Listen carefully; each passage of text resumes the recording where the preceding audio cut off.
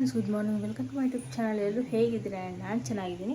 So ಈಗ time ಬಂದು 5:45 ಆಗಿದೆ. ಸೊ ಸ್ವಲ್ಪ ಬೇಗನೆ ಇದ್ದೆ ಇವತ್ತು, ಯಾಕಂದರೆ ನಮ್ಮ ಮನೆಯವರು 7 ಗಂಟೆಗೆಲ್ಲ ಕೆಲಸಕ್ಕೆ ಹೋಗ್ತೀನಿ ಅಂದರು. ಸೊ ನಾಷ್ಟಕ್ಕೆ ಬಂದುಬಿಟ್ಟು ಬಿಸಿಬೇಳೆ ಬಾತ್ ಮಾಡ್ತಿದ್ದೀನಿ. ತುಂಬ ದಿನ ಆಗಿತ್ತು ನಾನು ಬಿಸಿಬೇಳೆ ಬಾತ್ ಮಾಡಿ. ನಾನು ಬ್ಲಾಗ್ ಸ್ಟಾರ್ಟ್ ಮಾಡಿದಾಗಿಂದ ಬ್ಲಾಗಲ್ಲಿ ಬಿಸಿಬೇಳೆ ಬಾತ್ ಮಾಡಲೇ ಇಲ್ಲ. ಸೊ ಅದಕ್ಕೆ ಇವತ್ತು ಬಿಸಿಬೇಳೆ ಬಾತ್ ಮಾಡ್ತಿದ್ದೀನಿ. ರೆಸಿಪಿ ಶೇರ್ ಮಾಡ್ಕೊಳಕ್ಕಾಗಲ್ಲ ಫ್ರೆಂಡ್ಸ್, ಯಾಕೆ ಅಂದರೆ ಸೊ ರೇಷನ್ ಕೊಡ್ತಾ ಇದ್ದಾರಂತೆ. 7 ಗಂಟೆಗೆ ರೇಷನ್ ಕೊಡ್ತಾರೆ. ಸೊ ಜನ ಜಾಸ್ತಿ ಆಗಿಬಿಡ್ತಾರೆ, ಆಮೇಲೆ ಬಿಸಿಲಾದ್ರೂ ಹೋಗೋಕ್ಕಾಗಲ್ಲ. ಸೊ ಬೇಗ ನಾಷ್ಟಕ್ಕೆ ಬಂದುಬಿಟ್ಟು ಬಿಸಿಬೇಳೆ ಬಾತು ನಮ್ಮ ಮನೆಯವರು ಬಾಕ್ಸಿಗೆ ಬಂದು ಅದೇ ಲಾಸ್ಟ್ ಟೈಮ್ ಅವರೆಕಾಯಿ ತಂದಿದ್ರಲ್ಲ, ಅದನ್ನೆಲ್ಲ ಫ್ರೀಸರಲ್ಲಿ ಇಟ್ಟಿದ್ದೀನಿ. ಸೊ ಅದಕ್ಕೆ ಅದನ್ನು ಉಪ್ಸಾರು ಮಾಡ್ತಾಯಿದ್ದೀನಿ. ಸೊ ಬಾಕ್ಸ್ಗೆ ಬಂದು ಉಪ್ಸಾರು ಮಾಡಿಬಿಟ್ಟು ಬೇಗ ನಾನು ರೆಡಿಯಾಗಿ ಆಮೇಲೆ 7:15 ಹಂಗೆ 7 ಗಂಟೆ ಹಂಗೆ ರೇಷನ್ ಇಸ್ಕೊಬರಕ್ಕೆ ಹೋಗಬೇಕು. ಸೊ ಬನ್ನಿ ಇದಿಷ್ಟು ಕೆಲಸ ಮುಗಿಸಿ ಆಮೇಲೆ ಸಿಗ್ತೀನಿ. ಸೊ ಫ್ರೆಂಡ್ಸ್, ಬೆಳಗ್ಗೆ ನಾಷ್ಟಕ್ಕೆ ಬಂದುಬಿಟ್ಟು ಬಿಸಿಬೇಳೆ ಬಾತ್ ಮಾಡಿದ್ದು. ತುಂಬ ದಿನ ಆದಮೇಲೆ ಬಿಸಿಬೇಳೆ ಬಾತ್ ಮಾಡಿದ್ದು ತುಂಬ ಚೆನ್ನಾಗಿ ಬಂದಿತ್ತು. ಹಾಗೆ ಅವ್ರಿಗೆ ಬಾಕ್ಸಿಗೆ ಬಂದುಬಿಟ್ಟು ಉಪ್ಸಾರು ಮಾಡಿದ್ದೆ. ಸೊ ಅವರು ಕೂಡ ರೆಡಿಯಾಗಿ ನಾಷ್ಟ ಮಾಡಿಕೊಂಡು ಈಗ ಟೈಮ್ ಬಂದು ಕರೆಕ್ಟಾಗಿ 7 ಗಂಟೆ ಆಗಿದೆ. ಸೊ ಕೆಲಸಕ್ಕೆ ಹೊಡ್ತಾ ಇದ್ದಾರೆ. ಸೊ ಅವರು ಕೆಲಸಕ್ಕೆ ಹೋದ್ಮೇಲೆ ಒಂದು ಅರ್ಧ ಅವರ್ ಬಿಟ್ಟು ಸೊ ನಾನು ರೆಡಿಯಾಗಿ ಸೊ ಪೂಜೆ ಕೂಡ ಮುಗಿಸ್ಕೊಂಡೆ. ಇವತ್ತು ಮಂಗಳವಾರ. ಈಗ ಟೈಮ್ ಬಂದು 7:45 ಆಗಿದೆ. ಸೊ ಈಗ ನಮ್ಮ ಮನೆಯವರು ಹೊರಟರು. ಅವ್ರು ಹೊರಟ ಮೇಲೆ ಒಂದು ಅರ್ಧ ಅವರ್ ಬಿಟ್ಟು ಈಗ ರೆಡಿಯಾಗಿದ್ದೀನಿ. ಸೊ ಸ್ಟಾರ್ಟ್ ಮಾಡಿದಾರಂತೆ ಕೊಡೋದಕ್ಕೆ. ಸೊ ಬನ್ನಿ ಹೋಗೋಣ ಬೇಗ. ನಮ್ಮ ಅಮ್ಮ ಆಲ್ರೆಡಿ ಅಲ್ಲಿರ್ತಾರೆ, ಹೋಗೋಣ. ಸೊ ಫ್ರೆಂಡ್ಸ್, ಇಲ್ಲಿ ರೇಷನ್ ಹತ್ರ ಬಂದೆ 8 ಗಂಟೆಗೆಲ್ಲ. ಸೊ ಬರೆಯೋ ಹತ್ರ ಏನೂ ಅಷ್ಟೊಂದು ಜನ ಇದ್ದಿಲ್ಲ, ಸೊ ಕಡಿಮೆನೇ ಇದ್ದರು. ಸೊ ಇಲ್ಲಿ ಅಕ್ಕಿ ಕೊಡೋ ಹತ್ರ ಅಂತೂ ನೋಡಿ ಎಷ್ಟು ಜನ, ಸಾಕಾಗೋಯ್ತು ಆ ಬಿಸಿಲಲ್ಲಿ ನಿಂತ್ಕೊಳೋ ಅಷ್ಟರಲ್ಲಿ. ಟೈಮ್ ಬಂದು 10 ಗಂಟೆ ಆಗಿದೆ. ಸೊ 8 ಗಂಟೆಗೆ ಬಂದಿದ್ದು ರೇಷನ್ಗೆ. ಸೊ ಇಷ್ಟೊತ್ತೈತೆ ಇನ್ನೂ ನಾವು ಈಸ್ಕೊಂಡಿಲ್ಲ, ಪಾಪ ಯಾರೋ ಬಂದರು. ಸೊ ಅವರು ಕೊಟ್ಬಿಟ್ಟು ಈಗ ನಮ್ಮ ಅಮ್ಮನ ಕೆಲ್ಸಕ್ಕೆ ಟೈಮ್ ಆಯಿತು ಅಂದ್ಬಿಟ್ಟು ನಮ್ಮ ಅಮ್ಮ ಮನೆಗೆ ಬಂದಿದ್ದೀನಿ. ನಮ್ಮ ಅಮ್ಮ ಬೇಡ ಅಂದರು, ಬಾ ಒಬ್ಬಟ್ಟು ತಿನ್ನೋ ಅಂತ ಕರ್ಕೊಂಡ್ಬಂದಿದ್ದಾರೆ. ಒಬ್ಬಟ್ಟು ನಾನು ತಿನ್ನಲ್ಲ, ಬನ್ನಿ ಅವ್ರನ್ನ ಈಗ ಹಾಸ್ಟೆಲ್ವರೆಗೂ ಬಿಟ್ಬಿಟ್ಟು ಹಾಗೆ ನಾನು ನಮ್ಮ ಮನೆಗೆ ಹೋಗ್ತೀನಿ. ಏನು ಬಿಸಿಲು ಫ್ರೆಂಡ್ಸ್, ಇರೋಗ್ತಾಯಿಲ್ಲ ಅಷ್ಟಕ್ಕೆ.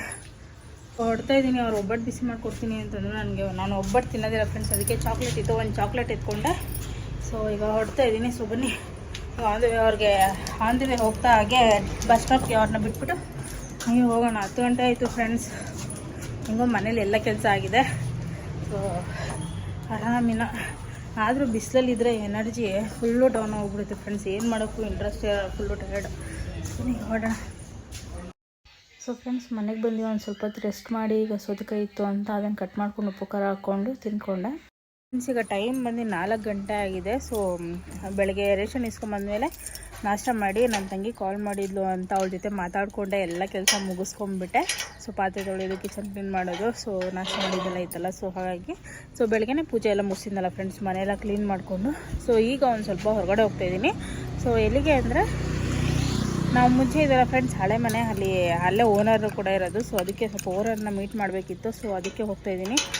ಅಲ್ಲೋಗಿ ಓನರ್ನ ಮೀಟ್ ಮಾಡಿಕೊಂಡು ಆಮೇಲೆ ಬಂದು ರಾತ್ರಿಗೆ ಅಡುಗೆ ಮಾಡಬೇಕು. ಇಷ್ಟೇ ಕೆಲಸ ಫ್ರೆಂಡ್ಸ್. ಇನ್ನೇನು ಬೆಳಗ್ಗೆನೇ ಎಲ್ಲ ಕೆಲಸ ಆಗೋಗಿದೆ. ನನ್ನ ತಂಗಿ ಜೊತೆನೇ ಮಾತಾಡಿಕೊಂಡು ಪಾತ್ರೆಗಳು ಎಲ್ಲ ತಿಂದಿದ್ದೆಲ್ಲ ತೊಳ್ಕೊಂಡು ಇನ್ನೇನು ಇಲ್ಲ. ಬನ್ನಿ ಈಗ ಹೋಗಿಬಿಟ್ಟು ಬೇಗ ಬರೋಣ. ಸೊ ಫ್ರೆಂಡ್ಸ್, ಆಮೇಲೆ ಓನರ್ನು ಮೀಟ್ ಮಾಡ್ಕೊಂಡು ಮನೆಗೆ ಬಂದು ಸೊ ಬಟ್ಟೆಗಳು ಬೆಳಗ್ಗೆನೇ ಒಣಗಾಕಿದೆ ಫ್ರೆಂಡ್ಸ್. ಅದನ್ನು ಬಟ್ಟೆಗಳೆಲ್ಲ ತೊಗೊಳ್ತಾ ಇದ್ದೀನಿ. ಸೊ ಬರಬೇಕಾದ್ರೆ ವಿಡಿಯೋ ಮಾಡಿಲ್ಲ, ಯಾಕಂದರೆ ಸೊ ನಾನು ಎಲ್ಲಾದರೂ ಹೋಗಬೇಕು ನಡ್ಕೊಂಡು ಹೋಗೋದು ಅಂದರೆ ಯಾರಿಗಾದ್ರೂ ಕಾಲ್ ಮಾಡಿಬಿಡ್ತೀನಿ. ನನ್ನ ತಂಗಿ ಇಲ್ಲ ನಮ್ಮ ಅಮ್ಮ ಯಾರಿಗಾದ್ರೂ ನನ್ನ ಫ್ರೆಂಡ್ಗೆ ಕಾಲ್ ಮಾಡಿಬಿಟ್ಟು ಮಾತಾಡ್ಕೊಂಡು ಹೋಗ್ತೀನಿ. ಸೊ ಹಾಗಾಗಿ ವಿಡಿಯೋ ಮಾಡೋಕ್ಕಾಗಲಿಲ್ಲ. ಸೊ ಆಮೇಲೆ ಫೈನಲಿ ಮನೆಗೆ ಬಂದು ಬಟ್ಟೆಗಳೆಲ್ಲ ತೆಗೆದು ಆಮೇಲೆ ಗಿಡಗಳಿತ್ತಲ್ಲ ಫ್ರೆಂಡ್ಸ್, ಗಿಡಗಳಿಗೆ ನೀರು ಹಾಕ್ತಾಯಿದ್ದೀನಿ. ಸೊ ನಾನು ಸಂಜೆ ಟೈಮೇ ಹಾಕ್ಕೊಳ್ತೀನಿ, ಯಾಕಂದರೆ ಬಿಸಿಲು ಒಂದು ಸ್ವಲ್ಪ ಕಡಿಮೆ ಆಗಿರುತ್ತಲ್ಲ. ಸೊ ಹಾಗಾಗಿ ಒಂದು 5 ಗಂಟೆ ಹಿಂಗೆ ಹಾಕ್ಕೊಳ್ತೀನಿ ನೀರನ್ನ. ಮನಿ ಪ್ಲ್ಯಾಂಟ್ ಇತ್ತಲ್ಲ ಫ್ರೆಂಡ್ಸ್, ಅದನ್ನು ಕೋಳಿಗಳೆಲ್ಲ ತಿಂದಾಕುತ್ತೆ. ಸೊ ಅದಕ್ಕೆ ಮೇಲೆ ಇಟ್ಟಿದ್ದೀನಿ. ಸೊ ಬೆಕ್ಕು ನೋಡಿ, ಬೆಕ್ಕು ಬಂದಿದೆ ನಮ್ಮ ಮನೆ ಹತ್ರ. ಹುಸಿ ಓನಮ್ಮ ಇದು ಬರ್ತಾನೆ ಇರುತ್ತೆ ಫ್ರೆಂಡ್ಸ್. ಪಾಪ ಯಾವಾಗಾದ್ರೂ ಹಾಲು ತೊಗೊಬಂದು ಹಾಕಬೇಕು ಇದಕ್ಕೆ. ಸೊ ನೆನ್ನೆನೂ ಬಂದಿತ್ತು, ಇವತ್ತು ಬಂದಿದ್ದೆ, ಬಟ್ ಹಾಲಿಲ್ಲ. ಸೊ ನಾಳೆ ಯಾವಾಗಾದ್ರೂ ಹಾಲು ತೊಗೊಬಂದು ಹಾಕಬೇಕು ಇದಕ್ಕೆ. ಬಂದು ಯಾವಾಗಲೂ ಇಲ್ಲೇ ಇರುತ್ತೆ, ಬಟ್ ಆದರೆ ಈ ನಡುವೆ ಒಳಗಡೆ ಬರ್ತಾಯಿಲ್ಲ ಫ್ರೆಂಡ್ಸ್. ಹಬ್ಬದ ದಿನ ಮಾತ್ರ ಬಂದಿತ್ತಲ್ಲ, ಅದೇ ಲಾಸ್ಟು. ಸೊ ನಡುವೆ ಒಳಗಡೆ ಬರ್ತಾಯಿಲ್ಲ. ಸೊ ಹಾಯ್ ಫ್ರೆಂಡ್ಸ್, ಈಗ ತಾನೇ ಬಟ್ಟೆಗಳೆಲ್ಲ ಒಳಗಡೆ ಎತ್ತಾಕಿದ್ದೀನಿ, ಇನ್ನೂ ಮಡಚಿಲ್ಲ. ಸೊ ಟೈಮ್ 5 ಗಂಟೆ ಆಯಿತು. ಸೊ ಈಗ ತಾನೇ ಮನೆಯೆಲ್ಲ ಕಸ ಗುಡಿಸಿ ಎಲ್ಲ ಕ್ಲೀನ್ ಮಾಡಿದ್ದಾಯ್ತು. ಮತ್ತು ಈಗ ತಲೆಗೆ ಎಣ್ಣೆ ಹಾಕೊಂಬೇಡ ಅಂತ ಬಂದಿದ್ದೀನಿ ಫ್ರೆಂಡ್ಸ್. ಏನು ಸೆಕೆ ಅಂದರೆ ಇರೋಕ್ಕಾಗ್ತಾಯಿಲ್ಲ, ಮಾತ್ರ ಸಿಕ್ಕಾಪಟ್ಟೆ ಸೆಕೆ. ಹಾಗೆ ಇನ್ನೊಂದು ವಿಷಯ ಏನು ಅಂದರೆ, ಲಾಸ್ಟು ನಾನು ಶನಿವಾರನೇ ಬ್ಲಾಗ್ ಮಾಡಿದ್ದು, ಅದಾದಮೇಲೆ ಬ್ಲಾಗೇ ಮಾಡೋಕ್ಕಾಗಲಿಲ್ಲ. ಯಾಕೆ ಅಂದರೆ ನನಗೆ ಈ ಸತಿ ಏನು ಊರಿಗೆ ಹೋದಾಗ ಯಾವಾಗೂ ಈ ಥರ ಆಗಿರಲಿಲ್ಲ, ಅಂದರೆ ಜರ್ನಿದು.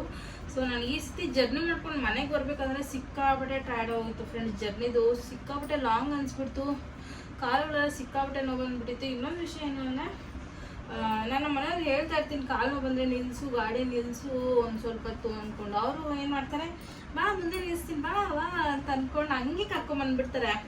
ಸೊ ನಿಲ್ಲಿಸೋದೇ ಇಲ್ಲ. ಸೊ ಹಾಗಾಗಿ ಸಿಕ್ಕಾಬಿಟ್ಟೆ ಬಾಡಿ ಪೇನ್ ಎಲ್ಲ ಬಂದ್ಬಿಟ್ಟು ನನಗೆ ಕರೆಕ್ಟಾಗಿ ಭಾನುವಾರ ಸೋಮವಾರ 2 ದಿನ ವ್ಲಾಗ್ ಮಾಡೋಕ್ಕೆ ಆಗಲಿಲ್ಲ.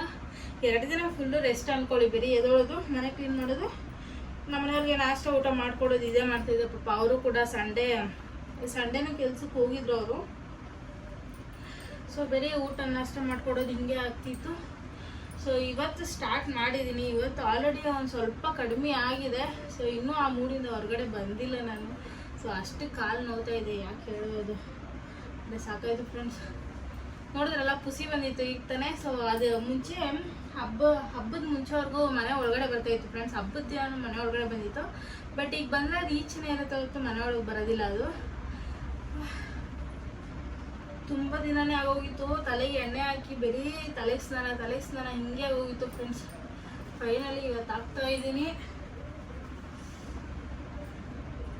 ತಲೆಗೆ ಎಣ್ಣೆ ಹಾಕೊಂಡ್ರೆ ಅಂತ ನಿಮ್ಮದಿ ಫ್ರೆಂಡ್ಸ್.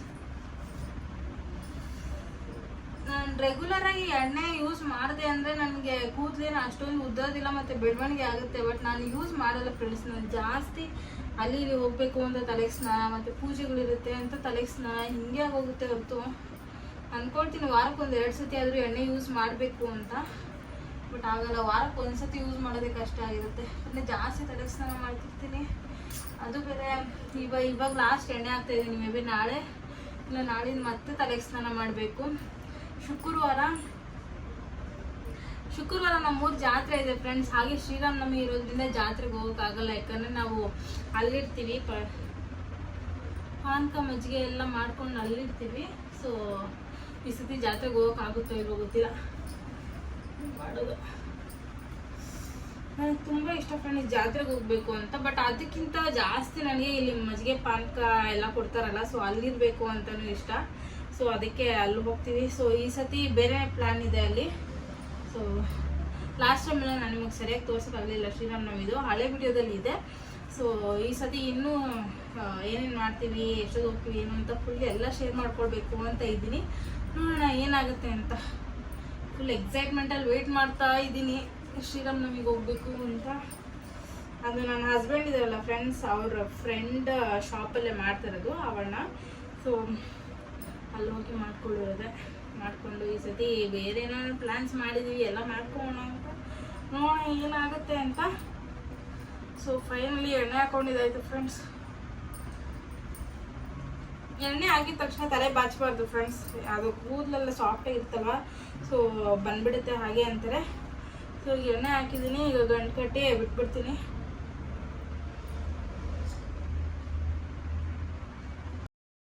ಸೊ ನನಗೇನಾದ್ರು ತಿನ್ನಬೇಕು ಅನ್ನಿಸ್ದಾಗ ಏನು ತಿನ್ನಬೇಕು ಅಂತ ಗೊತ್ತಾಗಲ್ಲ ಫ್ರೆಂಡ್ಸ್. ಒಂಥರ ಸ್ವೀಟು ಖಾರ ಎರಡೂ ತಿನ್ಬೇಕು ಅನಿಸುತ್ತೆ. ಸೊ ಆ ಟೈಮಲ್ಲಿ ನಾನು ಈ ಥರ ಮಾಡ್ಕೊಳ್ತೀನಿ. ಸೊ ಮೊಸರಿಗೆ 1-2 ಸ್ಪೂನ್ ಸಕ್ಕರೆ ಹಾಕೊಂಡು ತಿನ್ಕೊಳ್ತೀನಿ.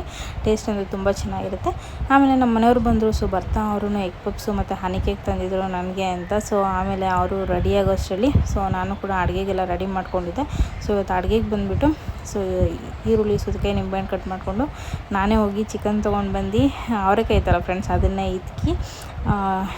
ಇದ್ಕಿನ ಬೇಳೆ ಸಾರು ಜೊತೆಗೆ ಚಿಕನ್ ಹಾಕಿ ಮಾಡಿದ್ದೆ. ಸೊ ತುಂಬ ಚೆನ್ನಾಗಿತ್ತು. ಸೊ ನಮ್ಮನೆಯವ್ರಿಗಂತೂ ತುಂಬ ಇಷ್ಟ. ಸೊ ಅದ್ರ ಜೊತೆಗೆ ಅನ್ನ ಮಾಡ್ಕೊಂಡಿದ್ದೆ ಫ್ರೆಂಡ್ಸ್. ಅನ್ನ ಮಾಡಿ ಹಾಗೆ ಮುದ್ದೆ ಮಾಡ್ಕೊಂಡಿದ್ದೆ.